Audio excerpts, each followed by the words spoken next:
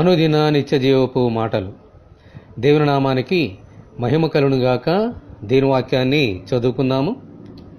దేవుని వాక్యమును అనగా యుగములలోను తరములలోను మరుగు చేయబడి ఉన్న మర్మమును సంపూర్ణముగా ప్రకటించుటకు మీ నిమిత్తము నాకు అప్పగింపబడిన దేవుని ఏర్పాటు ప్రకారము నేను ఆ సంఘమునకు పరిచారకుడనైతిని.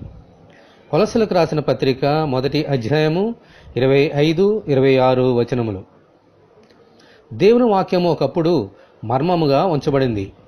కాలము సంపూర్ణమైనప్పుడు మన ప్రభువైన యేసుక్రీస్తు తండ్రి కృపను బట్టి అపోస్తుడైన పౌలును ఏర్పరచుకొని ఆ మర్మమును ఈ లోకమునకు తెలియపరిచారు. ఆమెన్.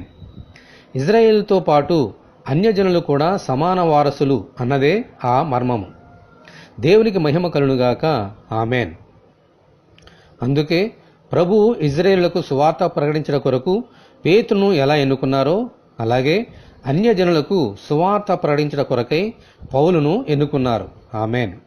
దేవుడు అప్పగించిన ఆ బాధ్యతను పౌలు తీసుకొని మర్మమై ఉన్న దేవుని వాక్యమును అన్యజనులకు సంపూర్ణముగా ప్రకటించి ఆ సంఘమునకు పరిచారకుడు అయ్యాడు.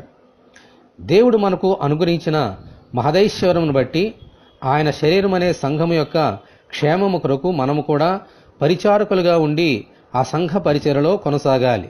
ఆమెన్. హల్లెలూయా. ఇటువంటి కృప కొరకు మనము దేవుని ప్రార్థన చేసుకుందాము. ప్రభువా, అన్యజనులమై ఉన్న మాకు సువార్తను వెదజల్లినందుకు మీకు వందనములు. పౌలు వలె మేము కూడా సంఘము యొక్క క్షేమాభివృద్ధి కొరకు మీ పరిచర్యలో ప్రయాసపడినట్లు అనుగ్రహించమని ప్రభు అయిన యేసుక్రీస్తు ద్వారా ప్రార్థన చేయుచున్నాము తండ్రి. ఆమెన్. ప్రభు అయిన యేసుక్రీస్తు కృప మనకందరికీ తోడే ఉండి నడిపించునుగాక. ఆమెన్. పరిశుద్ధ దేవుని మందిరం.